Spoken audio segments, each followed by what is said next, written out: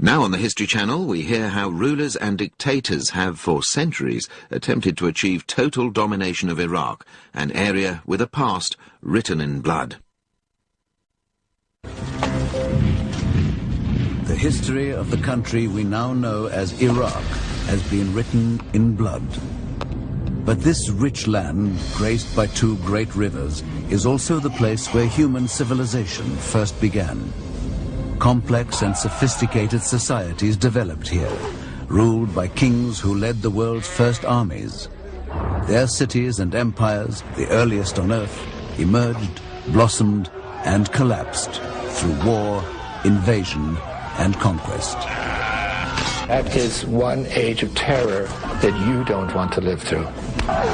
Through the centuries, this hothouse of wealth, power, learning, and progress has also been subject to constant violence from foreign invaders. They turned around and basically butchered the chariot crews with spears and axes from behind. In modern times, Iraq became a victim of European imperialism. And more recently, a target of American foreign policy.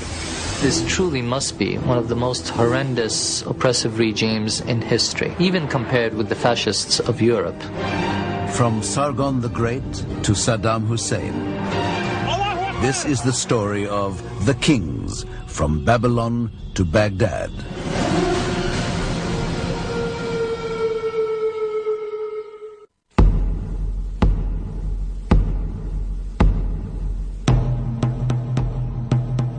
Mesopotamia, the Greek name for ancient Iraq, means the land between the rivers.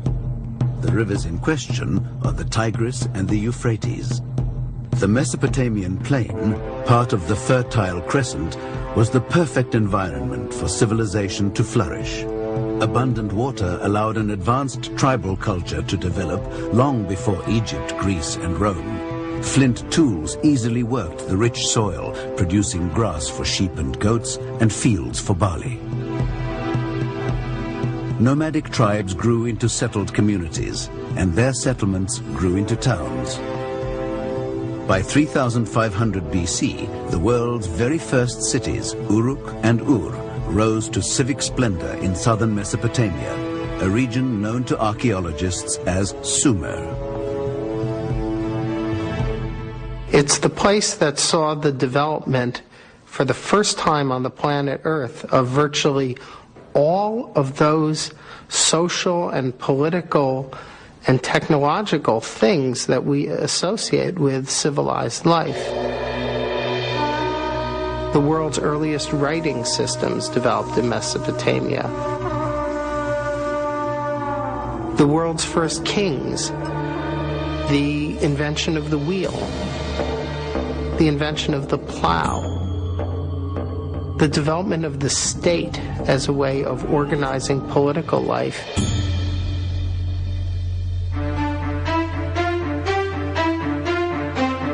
By 2900 BC, Mesopotamia was a patchwork of 30 or so individual self-governing city-states. Each had its own king with a nobility and bureaucracy, its own patron god or goddess served by a hierarchical priesthood, and a surrounding area of agricultural land growing dates, cereals, fruits, and vegetables. Rival cities forged alliances to strengthen their individual independent status or to conquer their neighbors. Distances between these cities were actually quite small. And because the irrigation land was so valuable, these cities were constantly at war with one another for the smallest of advantages. By 2334 BC, one king had grown in stature to dominate all Mesopotamia, Sargon the Great, king of the Semitic Akkadians. As far as we know, there are no images of Sargon that survive. We can guess what he would have looked like. He would have looked, at least in his portraits, the way that Mesopotamian kings tended to look, which was powerful, strong. The old form of Sargon's name, Sharukin, means legitimate, a strong hint, according to scholars, that he wasn't. In a legend about his origins, reminiscent of the story of Moses, Sargon was described as the bastard son of a priestess. So she put him in a basket after he was born and floated him in the river, and the basket then was discovered by a gardener who raised him, and then he went into the service of the king of Kish. Enterprising, ambitious, and ruthless, Sargon overthrew King Zababa of Kish and declared himself the city-state's new ruler.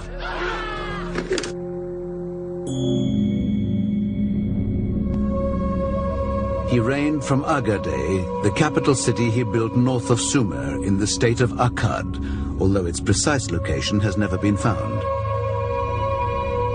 Sargon then started to take over southern Mesopotamia. His first conquest was the city of Uruk, where he captured and then humiliated the king Lugal-Zagisi by dragging him into captivity on a leash. Within a short time, Sargon was master of all the land as far south as the Persian Gulf. And then after he conquered Uruk, he conquered other southern Mesopotamian cities, and then he seems to have thought, for whatever reason, I can keep going. He wasn't content simply, as the earlier Sumerian kings had been, to fight local battles. He wanted to take over what was then the known world. Remarkably, he did exactly that. Over his 56-year reign, Sargon conquered northern Mesopotamia, northern Syria, and eventually reached the Mediterranean to capture what is now southeast Turkey. Sargon created the world's first empire. It's the first king in the world to decide to take over lands that were occupied by people of different nationalities, different languages, different gods. And he was somebody that Mesopotamian kings from that time onwards looked up to. He was the king that really set the ground rules for what it was to be an emperor. Sargon's empire was unique in its size and composition and its sophisticated administration. He tried to unify this vast area and reorganize it in a way that it had never been done before.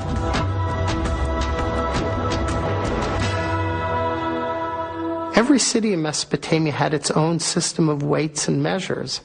Sargon standardized weights and measures throughout the whole area he had conquered. And by doing that, he made it possible to have trade over vast distances. Sargon was an expert military strategist who regarded warfare as the supreme instrument of power. He was the first ruler to maintain a standing army. Men drafted from all cities in the empire made up a huge force of 5,400 men. Such an army was expensive. So Sargon instituted an effective way to feed his troops: requisitioning, a military euphemism for plunder. They fed themselves, the army, from the land there, so that the campaigns were more or less set to go at the point when the harvest was completed throughout Mesopotamia. That is one age of terror that you don't want to live through. Being outside of Akkad and not a member of that inner elite, and knowing that every year you are going to be faced with this kind of slaughter.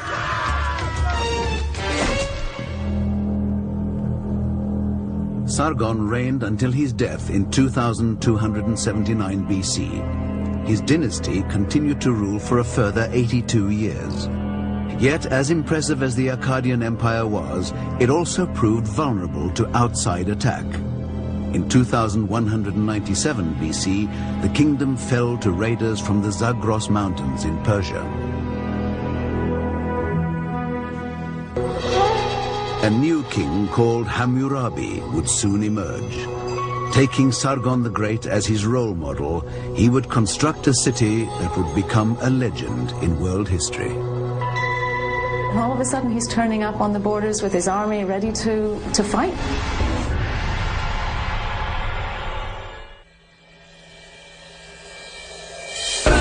In 2197 BC, chaos followed the fall of the Akkadian Empire that originated with King Sargon the Great. Asiatic tribesmen invaded from highland strongholds in the west.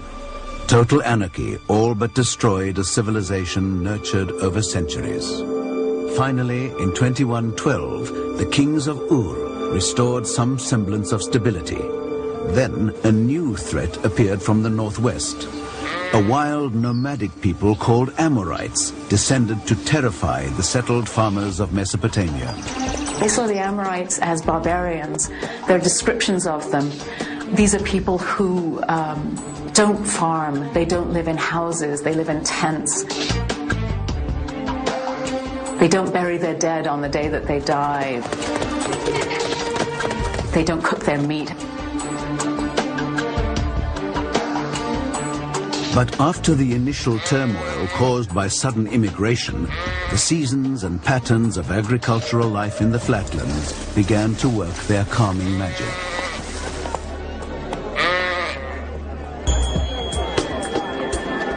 By 1900 BC, the Amorites had been completely assimilated into Mesopotamian life. They became soldiers, farmers, and businessmen, and rose to the ranks of governor and general.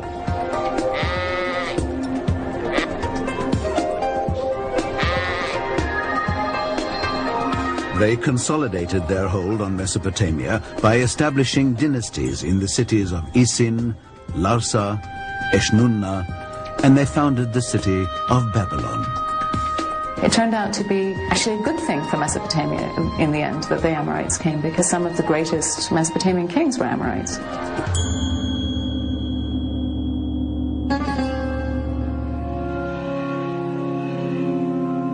In 1792 BC, the credit for gathering together the entire land of the two rivers under a single scepter fell to the most illustrious ruler of Babylon's Amorite dynasty, Hammurabi, who came to the throne as its sixth king. He ruled for 43 years. And starting in his 30th year, he gets it into his head to emulate Sargon, to build himself an empire. He starts campaigning against the neighboring kingdoms. And these are neighboring kingdoms that had previously been allies. These are some of them he had long-standing relationships with. And all of a sudden he's turning up on the borders with his army ready to fight, ready to take them over. Hammurabi's military campaigns were distinguished by the growing popularity of hostage-taking for the purpose of ransom. There were merchants who specialized in this, who would go and ransom the Babylonian soldiers from the enemy. They would pay the ransom, and then they were required to be paid back. So they're a win-win situation for the merchant, because they would make a profit off these ransoms that they were paying. Hammurabi's conquests extended from the Persian Gulf in the south to the Syrian border in the north. Although his territory wasn't as extensive as the lands ruled by Sargon, Hammurabi is widely regarded as the greatest empire builder since Sargon. He established a centralized, efficient government at Babylon, which became a city brimming with energy and culture.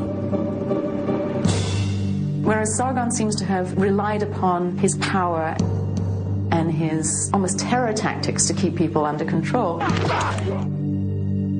Hammurabi presents himself almost like a modern politician in that he wants to be loved. He wants the people to like him. He's going to set up laws that will protect them, not laws that will terrify them and force them into submission. Hammurabi's fame grew from his conquests, but his greatness derives from his achievements in the realms of justice and learning. Towards the end of his reign, he erected monuments in several cities. The largest one to remain intact is a stone slab known today as the Hammurabi Stele. It contains a list of 282 legal pronouncements. They're written in a wedge-shaped script called cuneiform, the earliest known form of writing, which developed in Sumer at the end of the 4th millennium. Some of the judgments are draconian. For example, if a slave says to the master, "You are not my master," the master shall cut off the slave's ear.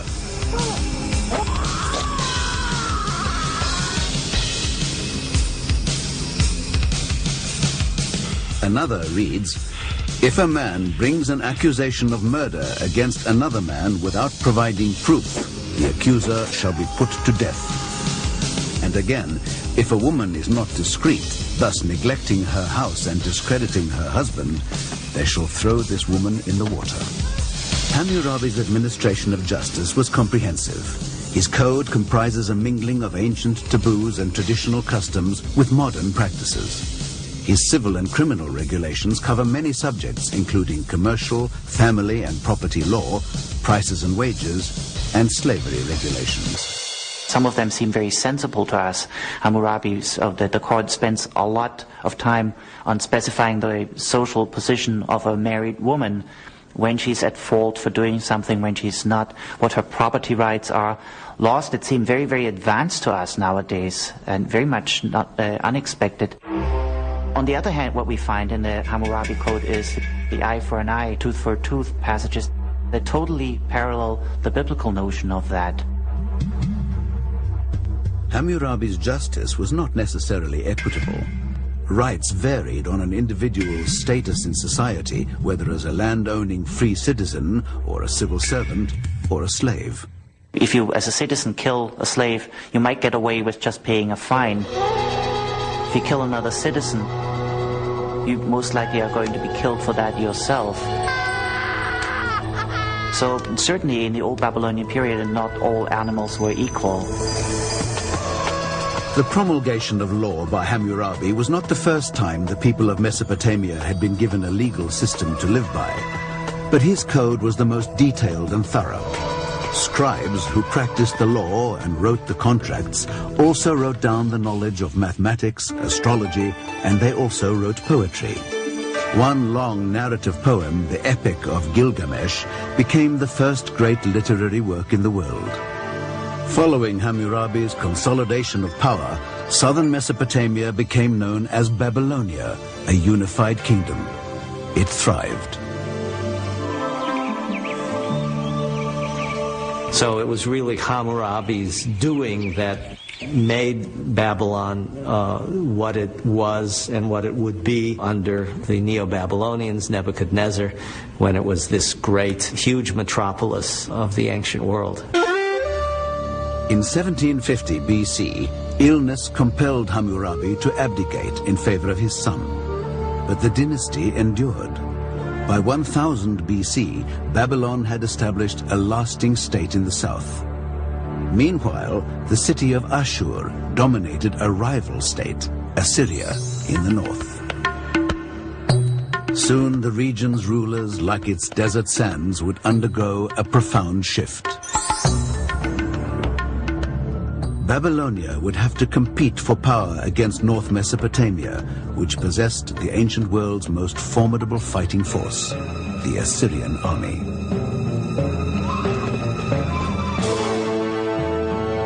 The empires were getting bigger and bigger and more ruthless.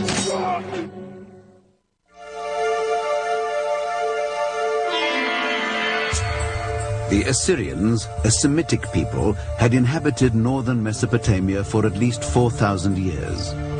By the 9th century BC, their conquests extended beyond Ashur, the capital city and the heartland of Assyria. From 885 to 860 BC, King Ashurnazirpal II concentrated on military campaigns to annex the surrounding territories. He wants to build up the power of Assyria. It had previously, several hundred years earlier, had been a major power. And Ashurnazirpal seems to have been determined to reinstate it as a major power. And the whole emphasis of the administration is on military matters. Ashurnazirpal's campaign set the standard for future warrior kings of Assyria, who were ruthless and determined empire builders. The reliefs that are carved into the walls of the palaces of the Assyrian kings show siege engines ripping apart the walls of enemy cities. We see warships with battering rams on them. We see chariots. We see cavalry. We see infantry digging tunnels underneath the walls of the cities that they're besieging. The empires were getting bigger and bigger and more ruthless. Ashurnasirpal was notorious for the sadistic cruelty with which he dealt with prisoners of war and also his own subjects who protested against his oppressive taxation. He would make a point of being as brutal as possible. He describes in gruesome detail flaying people, putting their skins on the wall of the city, making pillars of decapitated heads. Really horrible, gruesome stuff.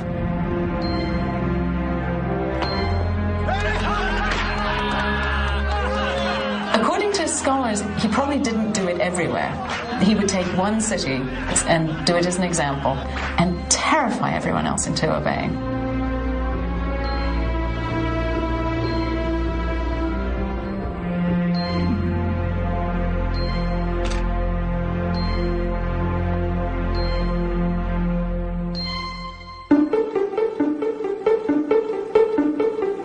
By the time of Ashurnasirpal's death in 860 BC, his kingdom extended north to the borders of modern eastern Turkey and west to the Mediterranean Sea. In the century following his reign, the desire to control Babylonia and the lush, fertile south dominated Assyrian thinking and policy. The Assyrian kings wanted to be king of the 4 quarters of the universe, or they wanted to be king of everything. Now, they didn't know how big the world was. Everything was them and Babylonia. And if Babylonia was outside of that, then they weren't king of the 4 quarters of the universe. So they needed, I think, perhaps to feel they controlled it. But the people of Babylonia had no intention of being ruled by Assyria. Babylonia refused to buy into Assyria as its overlord, and so was constantly breaking away. And Assyria tried a number of different things. They would put their own Babylonian king on, they would put the son of the Assyrian king on, the Assyrian king themselves would be the king. Nevertheless, despite the endemic conflict between the two cultures, the Assyrians always held Babylonian civilization in high regard. Even though the Assyrians were all-powerful, they still had a sense of cultural inferiority vis-a-vis Babylonia. They saw Babylonia as the source of the best tablets, real cuneiform culture, much as in the 19th century Americans might have looked to England as, you know, the place where you would find real English literature and drama and such. The Assyrians also recognized a strong bond of kinship with the Babylonians. They spoke the same language, they worshipped the same gods, they wore the same clothes. This was a sister culture, but it was a much older sister culture, and it was one that they had tremendous respect for. But that stopped in 704 BC with the ascent to the throne of the Assyrian king Sennacherib. His army had to march south several times to put down revolts in Babylonia. He initially set up a puppet king, and that puppet king was removed. And then he put his crown prince on the throne of Babylon. This was his loved son. He was his eldest son. It was the man who was going to become king of Assyria after him. He was doing the Babylonians, presumably he thought, a great favor by blessing them with his son. But in 688 BC, Sennacherib's son was captured and killed by an invading army. Sennacherib blamed the Babylonians for failing to protect and defend him.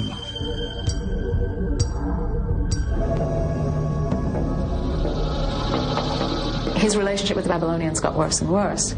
And in the end, he did what was unthinkable in a way, which was to go in and besiege Babylon. And he was brutal to it. Sennacherib has left us his own chilling account of the campaign.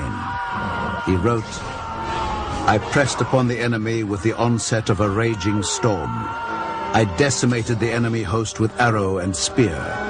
All their bodies I bored through like a sieve. I cut their throats like lambs."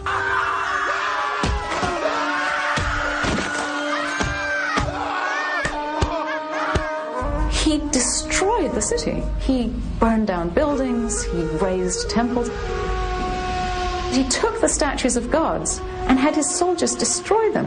Now, this is complete desecration. It's sacrilege. And he cursed the city. He said, no one can rebuild Babylon for 70 years. The depths of Sennacherib's revenge terrified the Assyrians, who thought that the carnage of Babylon's destruction risked divine wrath. Even the king's closest relatives hated him. He was killed by his own son. And there are two stories about how he died. One was that he was stabbed, and the other one was that the son took one of those enormous statues of a bull and toppled it on his father. So he was crushed underneath this heavy, heavy stone sculpture. What a horrible way to go.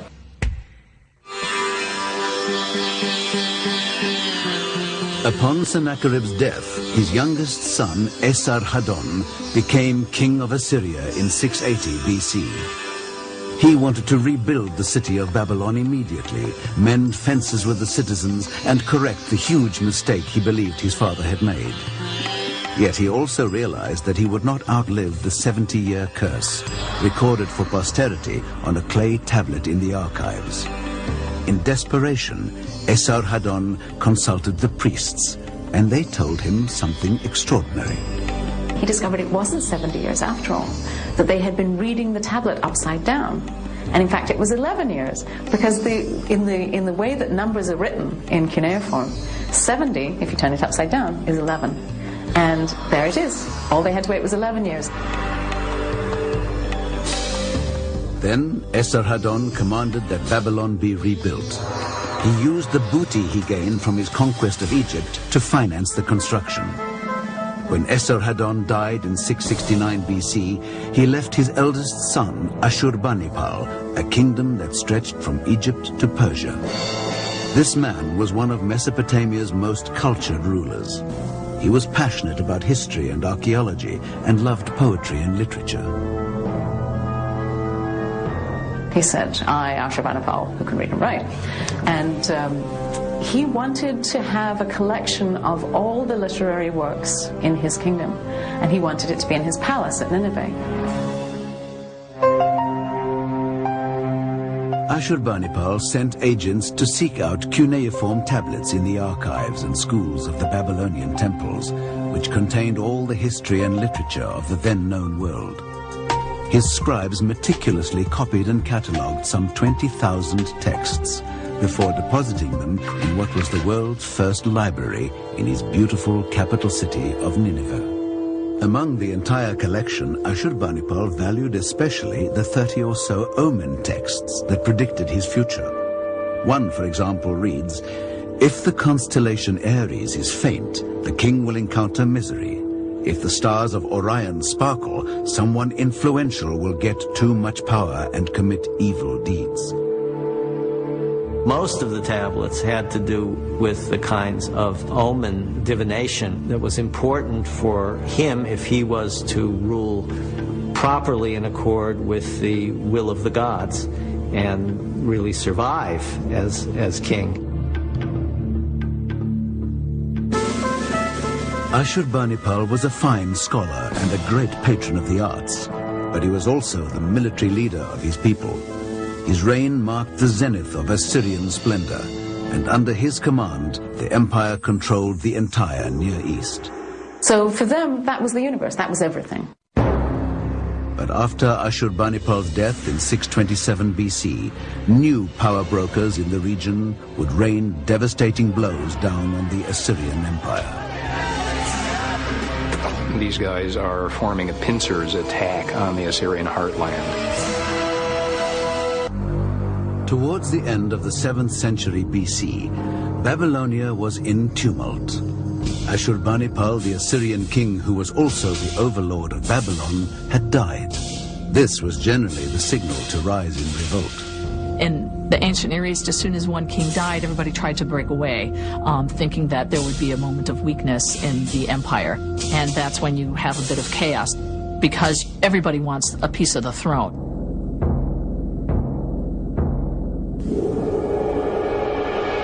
In 627 BC, a local leader of uncertain origin called Nabopolassar made a bid for power in Babylon.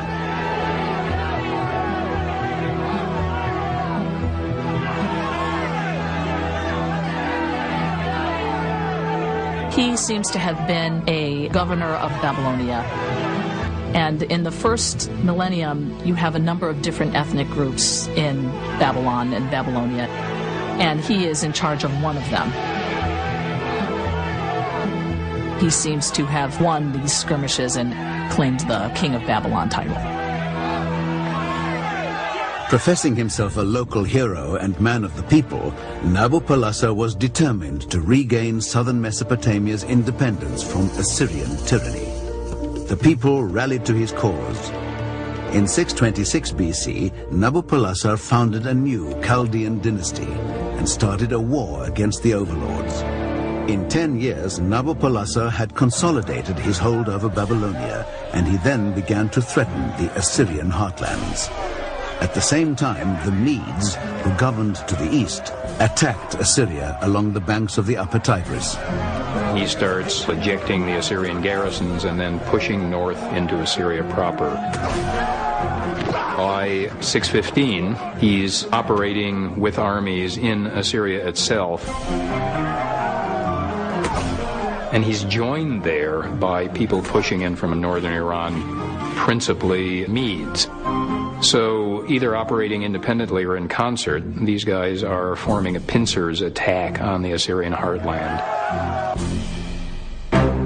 In 614 BC, the Medes sacked the city of Nimrud, and a year later, under the command of their king, Cyaxares, brought down Ashur, the old spiritual and cultural center of Assyria. In 612, a coalition of Medes and Babylonians, acting in unison, marched against Nineveh, and after a 3-month siege, forced the heroic defenders to sue for peace. The once mighty Assyrian Empire was at an end. Assyria essentially falls victim to its own drive towards maximization, towards conquering. It's not a country whose power is necessarily based on treaties. And as soon as Assyria's power wanes, it basically stands alone and it falls apart. Nabopolassar's hard-won victory against Babylonia's ancestral enemy was sweet. He jubilantly praised his triumph, saying, "I slaughtered the land of Assyria. I turned the hostile land into heaps and ruins. The Assyrian, which since distant days had ruled over all the peoples, and with his heavy yoke had brought injury to the people of the land, his feet from Akkad I turned back, and his yoke I threw off."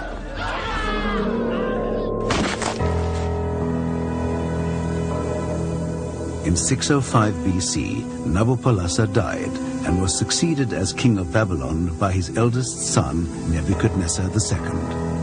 He had served as commander of his father's army and soon proved to be the equal of all the great Mesopotamian military leaders who had gone before.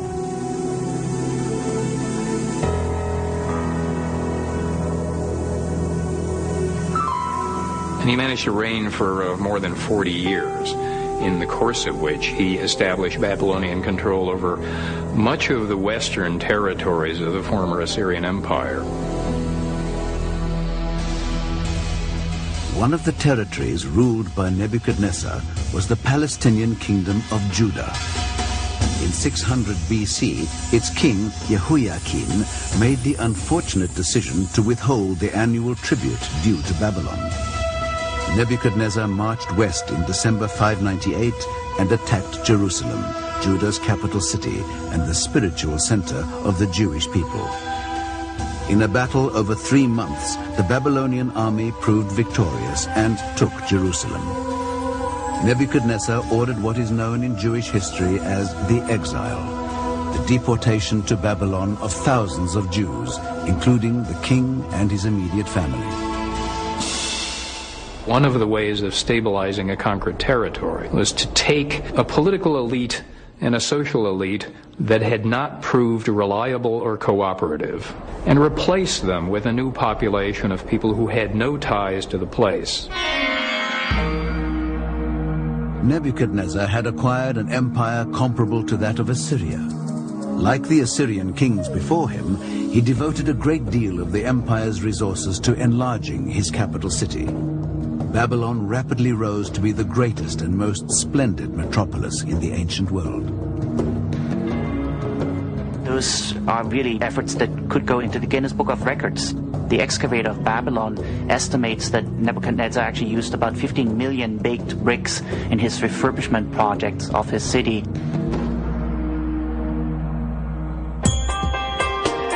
It appears that Nebuchadnezzar was a perfectionist. The ceremonial gate of Ishtar, with its magnificent carvings of sacred creatures, was rebuilt 3 times. The lions represent the goddess Ishtar, Queen of Heaven, while a demon called Amashushu signifies Marduk, Babylon's principal god and chief deity of the Mesopotamian pantheon. From Hammurabi's Taiwan, Marduk is one of the great gods of the Near East. He's not the god of anything in particular, but he managed to conquer the evil goddess, whose name was Tiamat. She was the goddess of the sea. And he takes her body and he splits it in 2. And with the upper part, he creates the heavens, and with the lower part, he creates the earth. The Ishtar Gate stood at the start of the processional way that led to Babylon's many temples and shrines, and its crowning glory, the ziggurat. This was a spectacular temple, 650 feet tall, known as the Tower of Babel. Ziggurats throughout Mesopotamian history, they're a sign of religious architecture. They're massive structures. They take a lot of man-hours to build. Only a king with power and wealth can initiate such a project and finish it. And the reasoning behind building the Tower of Babel seems to be personal glory as well.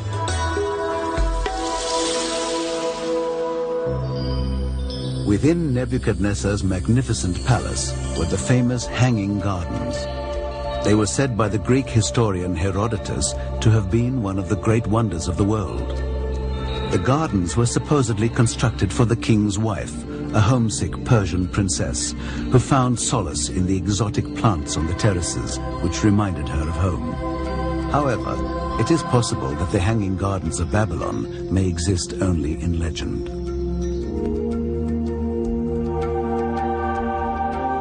Unfortunately, in Mesopotamian sources, we have really no indication of any such thing. On the other hand, it is true that one of the things that a good Mesopotamian king did was cultivate royal gardens in which you could display plants and animals from the empire.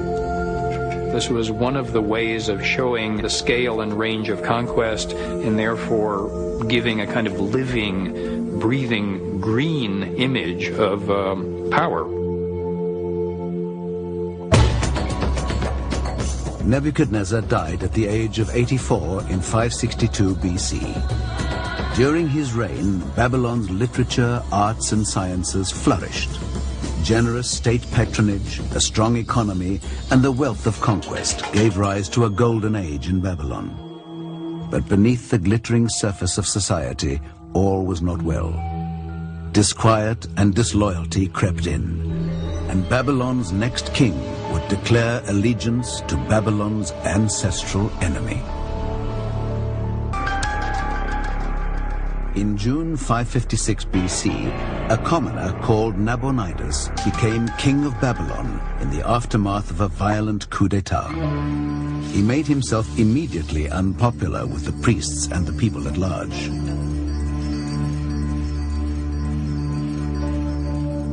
Not only did he claim to have been a loyal subject of the Babylonians' old nemesis, Assyria, but he also neglected their principal deity, Marduk, in favor of the god worshipped by his mother. Nabonidus is very much close to his mother, who seems to be a priestess dedicated to the god Sin, the moon god. In 549 BC, Nabonidus, who was a genuinely devout man, did the politically unthinkable.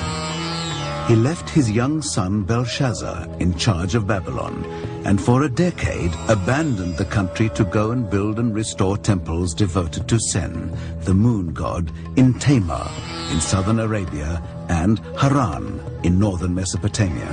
The people in Babylon are quite unhappy with Nabonidus because they feel like he has forsaken them. Belshazzar failed to take seriously the looming threat of Persian imperialism.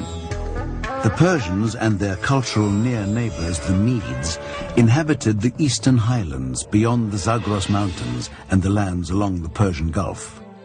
The Achaemenid dynasty of southwest Persia was rapidly becoming the dominant force in the Near East. These warlike people owed their success to rigorous military training for everyone. Persian boys had to learn how to ride horses well as the art of archery. And so in these two military tactics, the Persians were quite good. In 559 BC, a new king ascended the Achaemenid throne. He was Cyrus the Great. A mercurial military strategist, his reputation in history also derives from his supreme negotiating skills and for his clemency and tolerance. In 10 years, he became famous not only for his military prowess, but also for a completely bloodless victory against the Medes.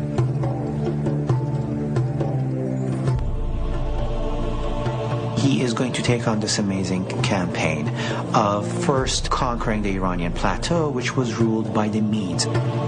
Before the battle, a large number of the Median contingent, their forces actually come to Cyrus and desert the Median ruler.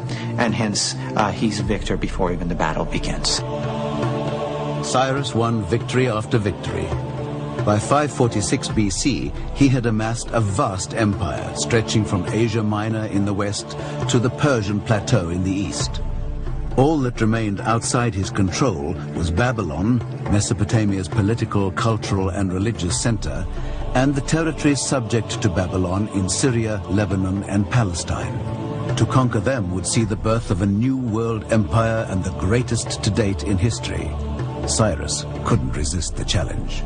Babylon is the center of the world, the capital of the world at this time. Once Cyrus steps into Babylonia and the city of Babylon, he pretty much has changed world history. You are now the master of the capital of the world.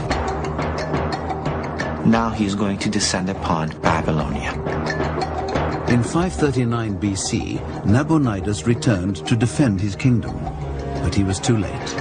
Babylon held out for only a few days. Belshazzar was killed. With characteristic clemency, Cyrus demanded no more than Nabonidus become his prisoner. Cyrus received the submission of all Babylonia, and the people welcomed him as a liberator. In fact, green twigs are placed before his feet. A state of peace is imposed into the city. One of the first things that he does is to go to the temple of Marduk to perform the rites and rituals which Nabonidus had forsaken. Nabonidus was sent into exile and given a government post as part of a policy of amnesty. Cyrus took the title King of Babylon and King of the Lands. By pursuing a policy of leniency instead of repression, and by permitting the local religion to be freely observed, he was able to make enthusiastic supporters of his new subjects.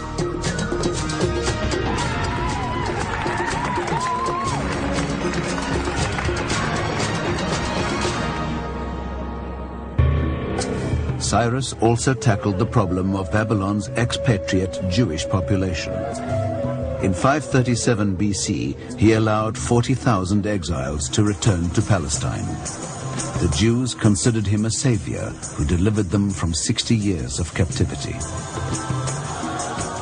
Under the rule of the Achaemenid Persian kings, southern Mesopotamia flourished for 200 years. Babylon remained the economic heart of the empire and was the winter residence of the Persian court. But by the time Darius III took the throne in 336 BC, ineffectual rulers and multiple rebellions had weakened the Persian Empire. Nevertheless, it still wielded considerable power, and the wealth of its centuries of conquest could buy limitless numbers of mercenaries. 5 years later, 50-year-old Darius was forced to defend Babylon against the 22-year-old wunderkind king of the Macedonians, Alexander the Great. the Persian king offered him the western half of the empire and offered to make him his son-in-law. And Alexander said, "No, half isn't good enough. I want the whole thing." For Darius, the stakes were very high. The loss of Babylonia would probably spell the end of the whole Persian Empire. The issue for the Persians is that if they relinquish Mesopotamia, the Iranian plateau lays open to Alexander. And so Darius has to make his stand in Babylonia. This battle is so very important for the Persians to win. October 331 BC. Darius and Alexander faced each other at Gaugamela in northern Mesopotamia. Darius was confident of victory. It's the Persians who actually picked the battlefield, and according to the Greek accounts, they even prepared the battlefield as well as they could for advantage to their own forces. It's a fairly wide open valley, a wide plain that was picked because it was suitable for them to use chariotry. Darius's optimism was based on the Persians' new secret weapon, a chariot that he believed would give him the advantage on the flat lands of the plain. It is very heavy chariots that had attached to their wheels blades, rotating blades, that were supposed to be such fearsome juggernauts that they would break the line of the infantry opposing them and create enough disorder in the center of the army that the whole formation would fall apart. But Darius underestimated Alexander, who had his own surprise ready in waiting for the Persian chariots. His infantry forces, they'd been practicing to deal with this for quite some time. And when these scythe chariots approached, they stepped aside.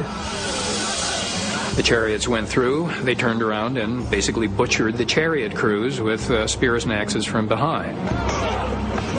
And that's the hammer against the anvil, attack the main force from behind. After nearly a whole day of fighting, the last great Persian army was utterly destroyed.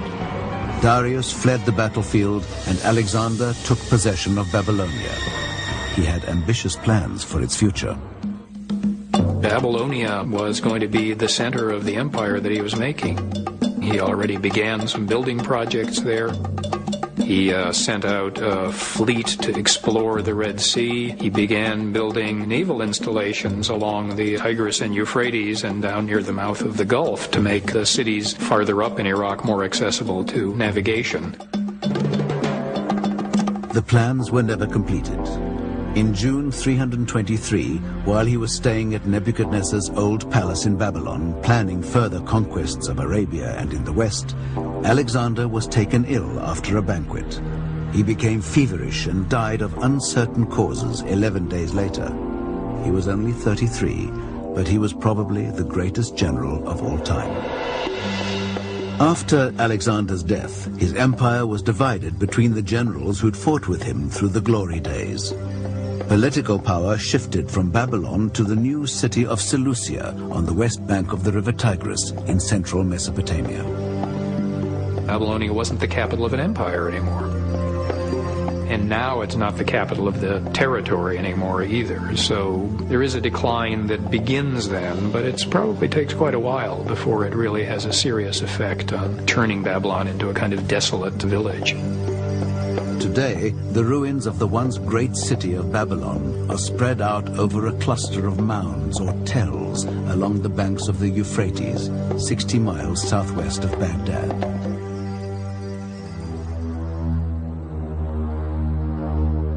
Over the next 900 years, Mesopotamia was ruled by a succession of Greek and Persian dynasties. One event in particular would prove decisive in shaping the identity of what would become in modern times the country of Iraq. Any effort that you expend to spread Islam in the world, to make yourself a better Muslim, to improve the situation of Muslims is considered to be jihad.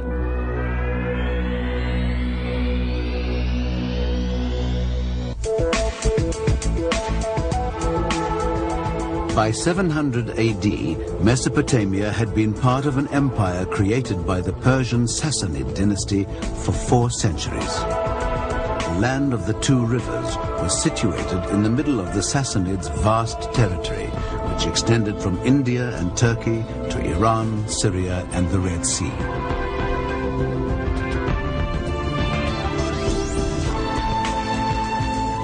However, in 634 AD, the Sassanids' dominance in the area was challenged by an Arab army. The Arabs followed the religion of Islam and believed as Muslims that opposition to Sassanid rule was a service to God. The word that's used for service is the word jihad. Jihad is normally translated in today's discourse as holy war.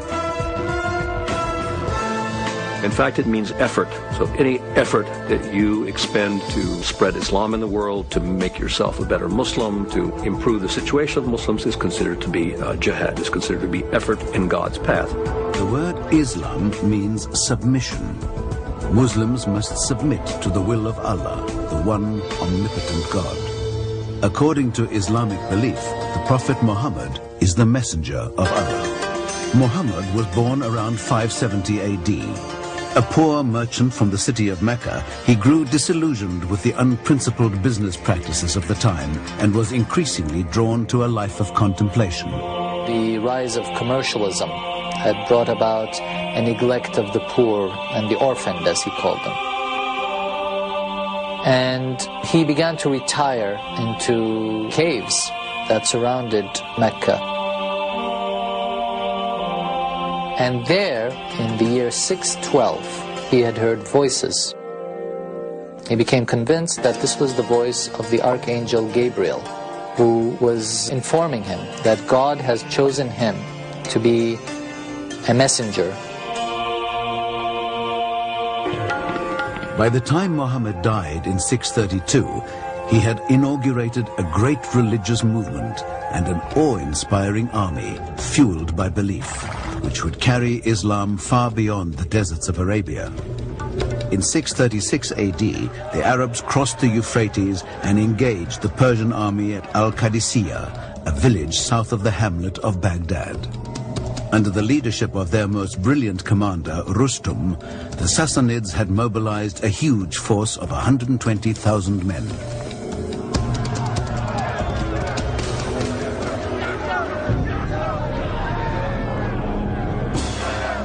With an army of only 4,000 men, the Arabs were outnumbered 30 to 1. But the belief that Allah was with them gave them ferocious courage. The Arab leader, Sa'd ibn Abi Waqqas, shouted, "Allahu Akbar, God is most great," 4 times, and ordered his troops into the attack.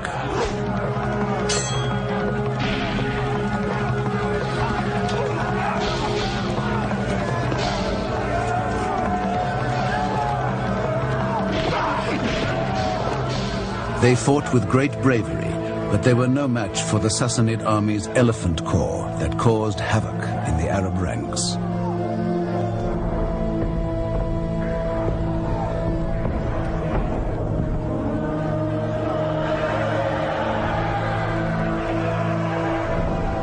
Didn't know how to deal with it. It was just riding all over everybody.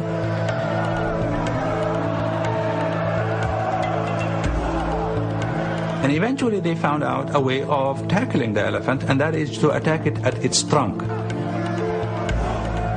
And a war cry went through the camp, "Strike the elephant at the trunk, strike the elephant at the trunk." And they began to do that. That's really what made the battle. By the end of the 4th day of bloody fighting, 30,000 men of both sides lay dead. Rustum's regal canopy was blown away by a storm. He was recognized and slain as he tried to escape. Confused and in panic, the Sassanid troops broke ranks and fled. The Arab underdogs were victorious, and the Battle of Al-Qadisiyah, one of the most significant in history, sealed the fate of the Persian Sassanid dynasty. Its empire was doomed. The backbone of the Persian Empire was broken. Its main army was defeated in that battle. And it opened up areas for Arab Islamic conquest. One of the things that the Arabs do pretty early on, in fact, a couple of years after the Battle of Qadisiyah, is establish two important camp cities in that area. One, Kufa, and the other, of course, we know much better as Basra today.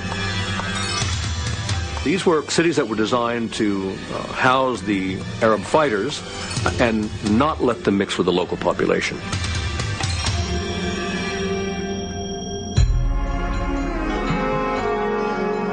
By the middle of the 7th century AD, the Arabs held sway over all Mesopotamia and the Persian plateau as far as Central Asia. Some historians believe that already by this time, Mesopotamia was being referred to as Iraq. There's a disagreement about this among historians. A minority view holds that the name probably is derived from the ancient Sumerian city-state of Uruk.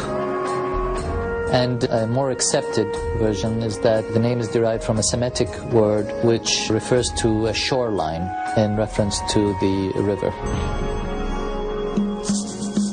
Following the death of Muhammad, a disagreement over how Islamic leaders should be chosen developed between the religion's first ruling dynasty, the Umayyads, and a minority Muslim faction living in southern Iraq. A wealthy clan derived from hardy desert nomads, the Umayyads, moved the capital of Islam from Medina in Arabia to Damascus in 661, and afterwards used Syrian forces to extend the burgeoning Arab Empire. The Umayyads would become the Sunni wing of Islam, whose leaders, or caliphs, were initially selected by elders of the community. However, the devoutly religious group in Iraq, known as Shiite Muslims, did not recognize the authority of the caliphate.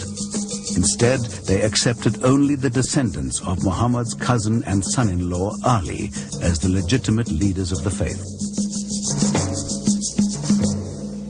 They came to argue that Ali and his descendants were divinely inspired and chosen by God to be the leaders of the Muslim community.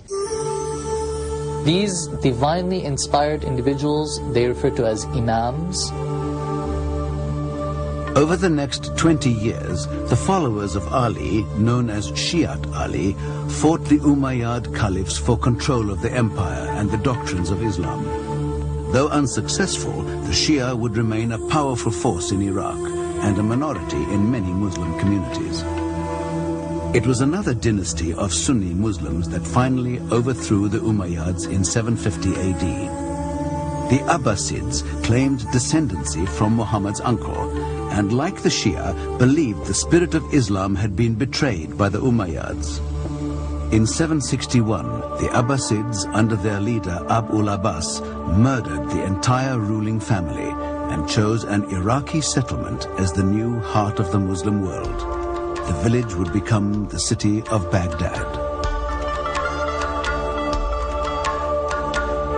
It was easy to reach it by caravan, and it was situated on the west bank of the Tigris, just to the east of the Euphrates, which means it was almost surrounded by water and thus more easily defensible.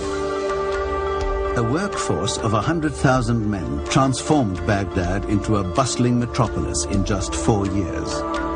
By the end of the 8th century, Baghdad was one of the wealthiest, most opulent, most cultured and learned cities in the world at that time, and also the center of a cosmopolitan empire. Science, medicine, and classical scholarship were revived, and Arab explorers ventured as far as Canton and Japan. They understood astronomy and knew the world was round. Over the next 3 centuries, however, the capital of Islam suffered through the political turmoil of a civil war and a series of natural disasters, including fire and flood. But the worst calamity was still to come, when one of the most fearsome military forces ever to roam the earth approached Baghdad menacingly from the east. The extent of the destruction is one that remains very much in the consciousness of Iraqis today, believe it or not.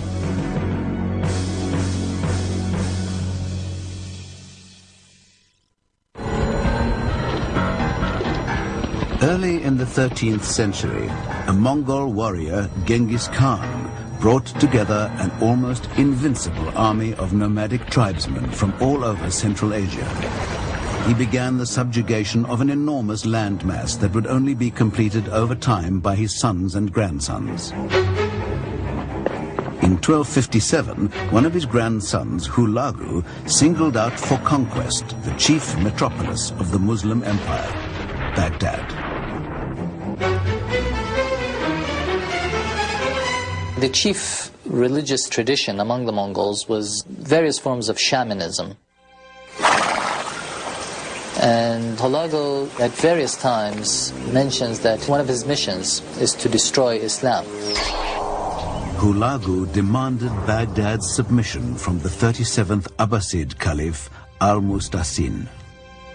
He threatened the Caliph, saying, "I will burn your city, your land, yourself.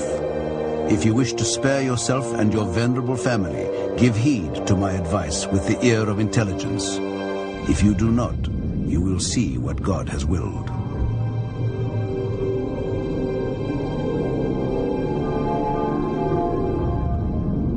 The Caliph responded by saying, "You daren't attack me, because if you attack me, the entire Muslim world will come to my support."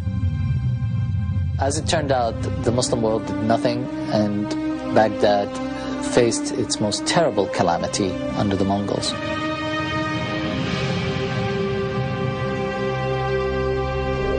In January 1258, Hulagu led an army of 70,000 warriors to Baghdad.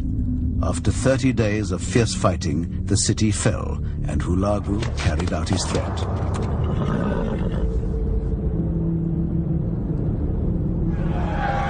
He wrapped Al-Mustasin in a rug and had him either trampled to death by horses or beaten to a pulp by his henchmen.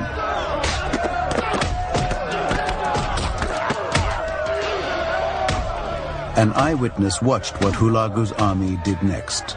He reported, "They swept through the city like hungry falcons attacking a flight of doves, or like raging wolves attacking sheep. A loose rein and shameless faces murdering and spreading fear."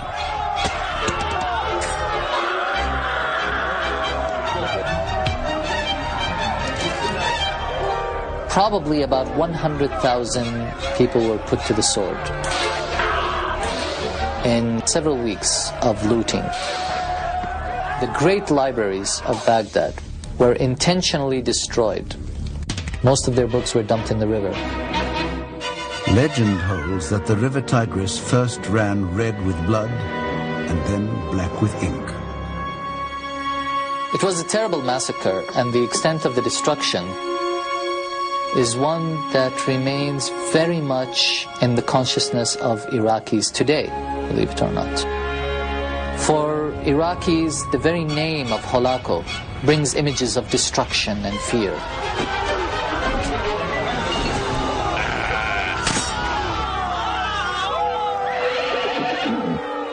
Hulagu died in 1265, but his dynasty, known to history as the Ilkhanids, continued to rule the territories of Iraq, Eastern Anatolia, the Caucasus, and Iran from their capital, the Iranian city of Tabriz. The horrific effects of the Mongol invasion devastated Baghdad utterly and continued to resonate throughout Iraq for over 200 years. Iraq is a scene of devastation, constant invasions, instability, and generally economic decline. These are the dark ages of Iraq in all respects, really. The Mongols were unable to maintain authority over Iraq after the death in 1357 of the last Ilkhanid ruler. The region languished economically and politically under a succession of local warlords. Then, in the 16th century, Iraq became the religious battleground between two neighboring imperial clans, the Persian Safavids and the Turkish Ottomans. The Ottomans, who were Sunni Muslims, had created an empire by raiding Christian lands under Byzantine control. This they considered a duty, a jihad.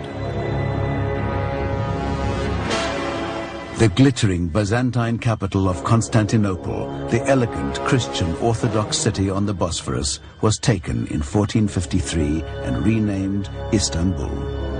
The Ottomans were the greatest military machine of the late Middle Ages and the early modern period even. They were the ones to introduce muskets for their infantry. And the Ottoman armies proved to be invincible, really.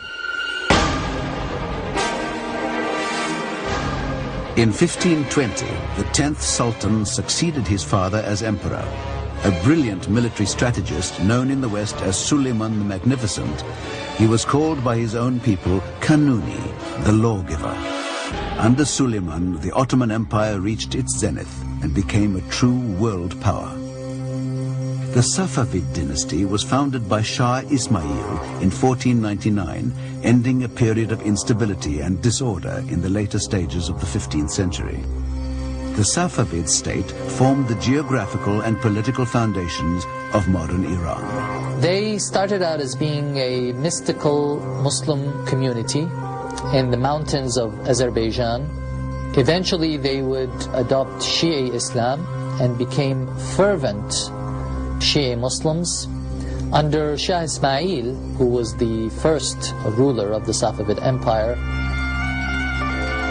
Shia Islam was imposed upon the population of the conquered areas.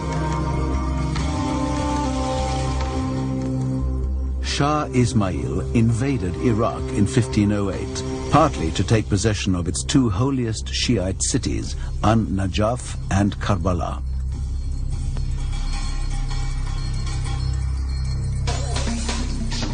Sultan Suleiman considered himself the supreme arbiter of Islamic affairs, and as a Sunni was not prepared to allow two such sacred sites to fall under Shia authority. He decided to take immediate action. They needed to conquer it, not only to defeat the Shia Persians and acquire legitimacy as Sunnis, but Iraq also represented for Suleiman the Magnificent the seat of the Abbasid Empire. For him, by conquering Iraq, he was resurrecting this Abbasid Empire. He viewed himself as the inheritor of the legacy of the Abbasids. Suleiman began his campaign in Iraq in 1533. Surprisingly, a year later, he had captured the former Abbasid capital of Baghdad without a bloodbath taking place. Baghdad surrendered quite easily to the Ottomans. Sunni scholars go out to Suleiman and they give him the keys of the city, saying, please take it over. We have been subjected to this persecution by the Safavids and we need you to take it over. Despite Suleiman's complete victory, the Ottomans and Safavids continued to fight for control of Iraq long after the Sultan's death in 1566. The Safavids were driven out permanently in 1638, and Iraq was then formally absorbed into the Ottoman Empire. But the next 2 centuries proved difficult for Suleiman's descendants. The region was almost impossible to govern. It was a very fractured society. Tribalism was very strong in many parts, and in fact most people were either rural or tribal. The cities were small and few, and the Ottomans governed through a rather thin administration, mainly of Ottoman Turks, but with some Arabs as well. And it was Islam, the belief in Islam, Islamic institutions and so on that held it together. At the beginning of the 19th century, the Ottoman government imposed central authority on the region.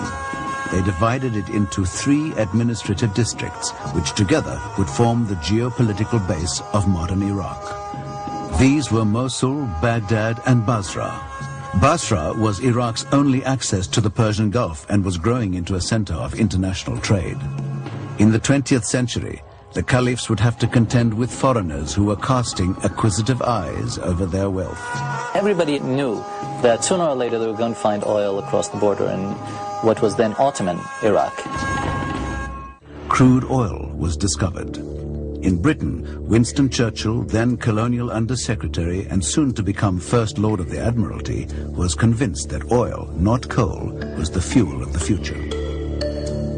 In 1909, the Anglo-Persian Oil Company was formed between Britain and the new government of Iran to develop the industry. Everybody knew that sooner or later they were going to find oil across the border in what was then Ottoman Iraq. British investments increased, British presence increased, and already there were well-detailed plans to conquer at least the southern part of the country prior to World War I.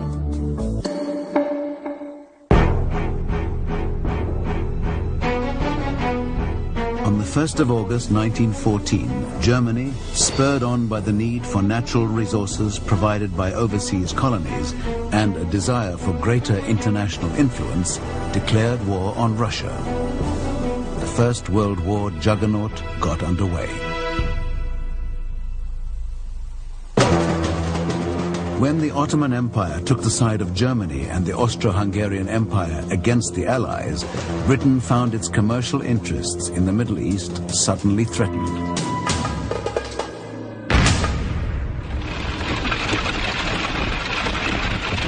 In November 1914, the British Army occupied Basra to defend the Anglo-Persian Oil Company's oil fields and refineries in neighboring Iran. Starting in 1916, the British engaged in a series of offensives that eventually led to the capture of Baghdad. They entered the city on the 11th of March 1917 under the command of General Sir Frederick Stanley Maude.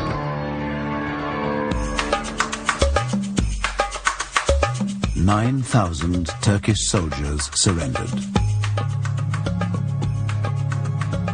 General Maude announced to the citizens of Baghdad, "Our armies do not come into your cities and lands as conquerors or enemies, but as liberators." The British Army continued to move north until it captured Mosul early in November 1918. Britain then controlled almost all of Iraq. The Ottoman Turks were beaten and the Allies were on the brink of victory everywhere in Europe. The First World War had at last come to an end.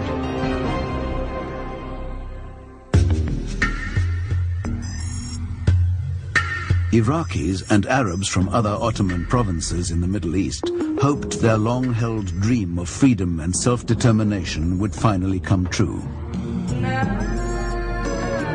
An Arab nationalist movement of sorts had already started before World War I. And many of the Arab army officers and civil servants and intellectuals who had been, some of them educated in Istanbul, were opposed to control by the Turks. At the peace conference at Versailles in 1919, all Arab hopes of independence were dashed. The Ottoman provinces were divided between France and Britain by the League of Nations. Iraq, as well as Palestine, became a mandate under British authority.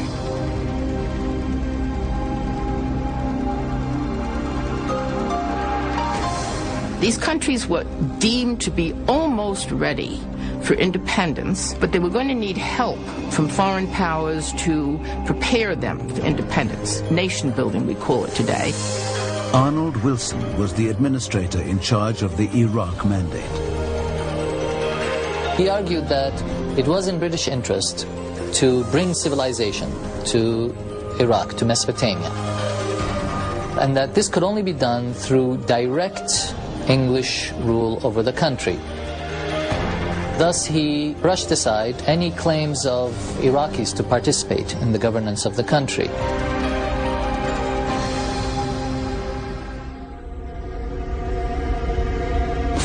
Enraged at being shut out from the government of their country, 100,000 armed Iraqis rose in revolt against their new rulers in July 1920. In the Iraqi view, of course, this is the first national rebellion against British colonialism. It took the British Army 3 months to crush the rebellion. By 1921, the colonial secretary, Winston Churchill, was persuaded to end direct rule of Iraq and put an Arab leader on the throne who would, hopefully, cooperate with Britain. So he invited Prince Faisal al-Hussein to become monarch of the new state. He was not himself an Iraqi, but a member of the Hashemite family, which governed the holy city of Mecca. Faisal was a descendant of the Prophet, and thus he had sort of religious credentials. He had Arab nationalist credentials in the sense that he was a leader of a revolt against the Ottomans in the name of Arabism. Generally speaking, he was considered to be quite moderate and willing to accommodate British interest. In August 1921, Faisal was elected King of Iraq, following a somewhat dubious referendum. The Hashemite monarchy was regarded with suspicion by many Iraqis. The real problem here was the monarchy was seen as sort of a tool of the British, and it was the mandate itself that generated the opposition. British overall control could not prevent King Faisal from leading Iraq towards greater freedom. At his urging, Iraq was admitted to the League of Nations as an independent state in October 1932.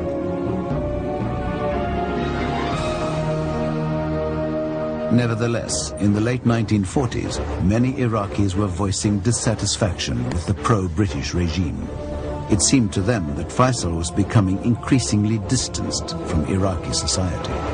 Peasants were being driven off the land because they couldn't pay the loans that they had borrowed. So landlessness was increasing. The situation in the countryside was one of intense poverty. The presence of oil exacerbated the class divisions within the society. Oil had originally been discovered in the city of Kirkuk in 1927. It allowed the government to enjoy a source of wealth that was not dependent on society. It didn't have to pay any attention to taxpayers and their wishes. There was the entire budget of the Iraqi government right from the ground, so it was not accountable to anybody, and this caused it to grow in arrogance and in isolation. Inequality and poverty intensified Arab nationalism and anti-Western sentiment. You get the rise of ideologies, and more specifically Marxism, Leninism, that begins to influence those people who are struggling against colonialism and imperial control.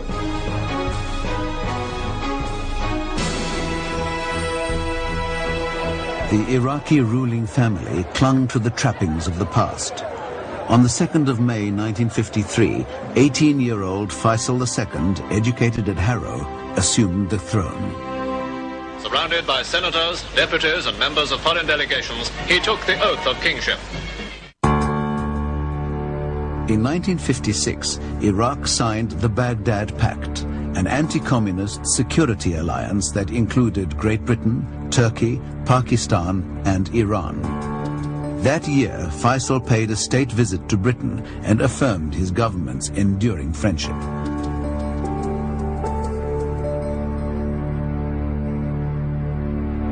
Two years later, the king and his entire household would be assassinated. Once you uncork the bottle, all sorts of things come out.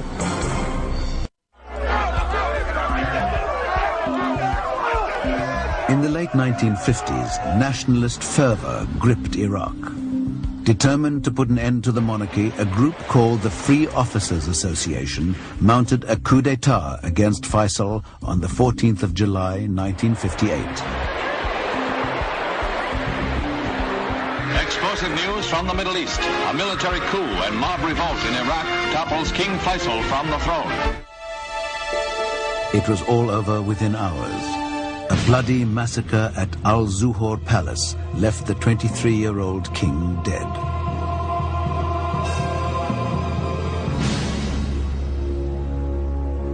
They tore him to pieces, they mutilated his body, they cut his feet off, they cut his head off, his hands, and then they hanged him for everyone to see.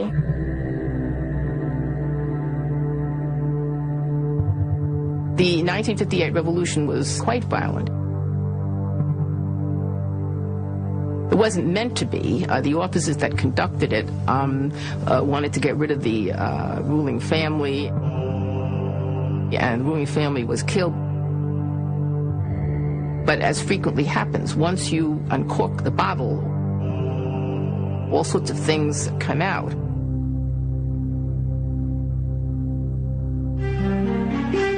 The leader of the revolution, General Abdul Karim Qasim, became Prime Minister of the new Republic of Iraq. Our revolution is a real reaction against tyranny and corruption. Our foreign policy is to work for peace and cooperate with the other nations. We are friendly to all peace-loving nations on the basis of mutual interest.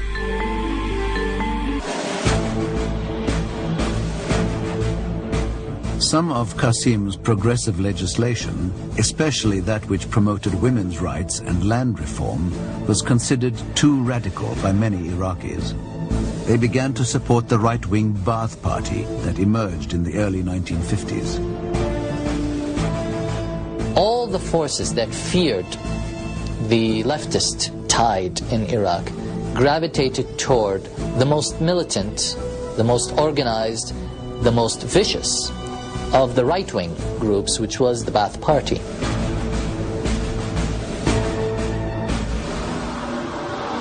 The storied city of Baghdad, capital of Iraq, has been the scene once more of bloody revolt that has seated a new government. On the 8th of February 1963, a coalition force of right-wing Ba'ath Party supporters and nationalist army officers staged a coup to overthrow Qasim.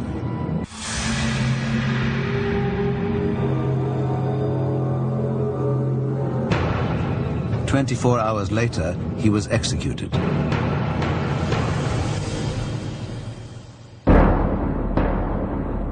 A former instigator with Qasim of the 1958 revolution, Colonel Abdul Salam Arif, assumed the presidency.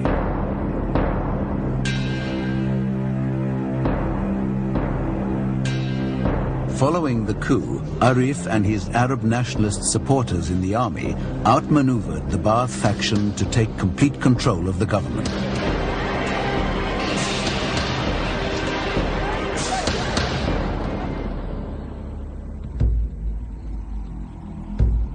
But the Ba'ath Party did not go away.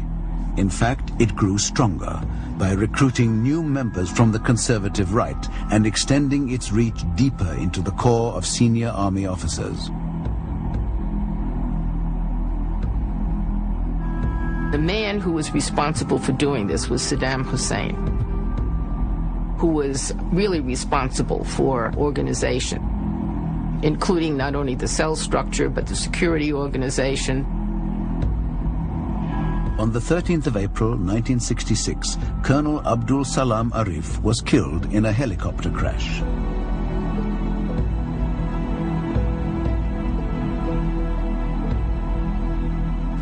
He was succeeded by his brother, Abdul Rahman, a weak man unskilled in military politics.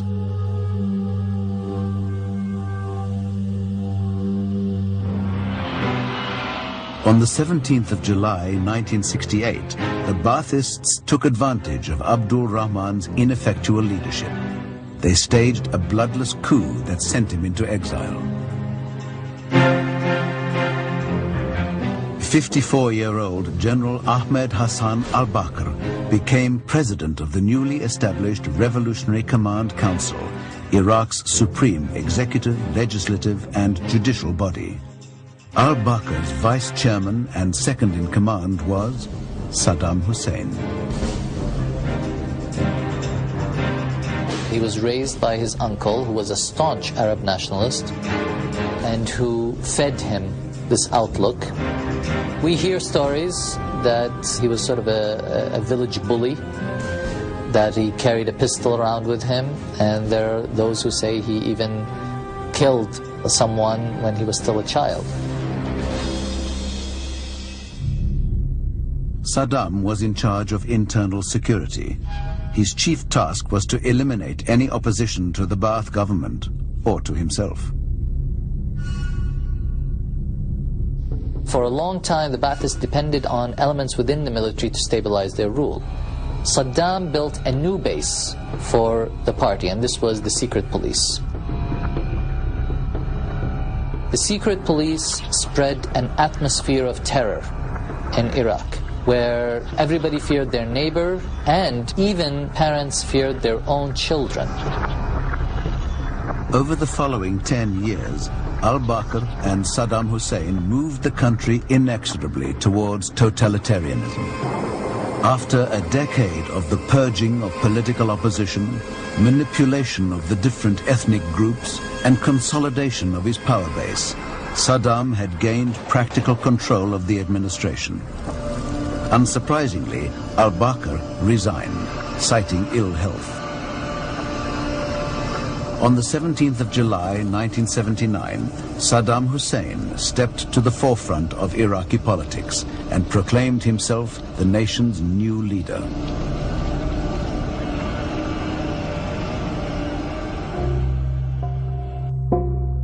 Saddam Hussein is the absolute ruler, the chief of the party as well as the state, and everything in between. And so with his unilateral rule and unilateral decision making, he really leads the country downhill.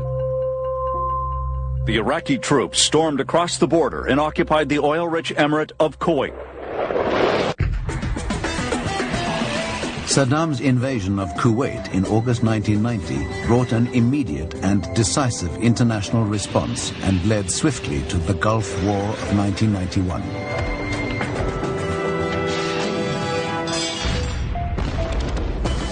The war ended in defeat for Hussein and humiliating ceasefire terms for Iraq.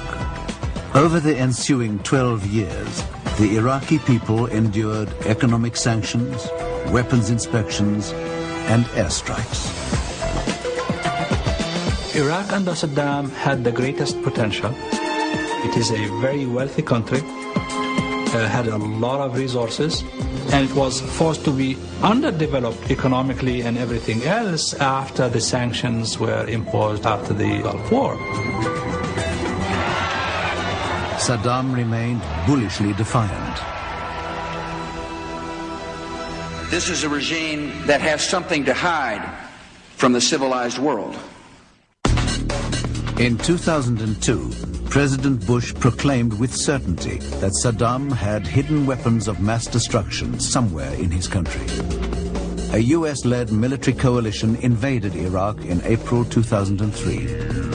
The people were subjected to the full force of American military might. And before the year was out, Saddam Hussein had been ousted and captured. Iraq has endured millennia of violent conquest and occupation.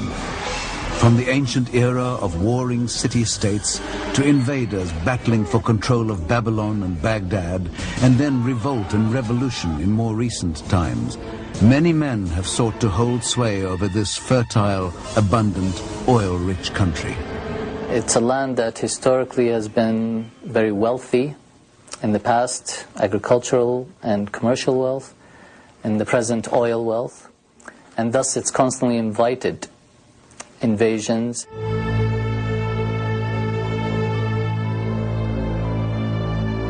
For centuries, Iraqis and their Mesopotamian ancestors in the land of the two rivers have had to tolerate power-hungry rulers. The end of Saddam Hussein's brutal and repressive regime has provided an opportunity for change. Between June 2004 and April 2005, a new Iraqi government has taken charge. As the post-Ba'athist outcome for the nation continues to unfold, the vision of Iraqis themselves must determine how their country will change and what direction it will take.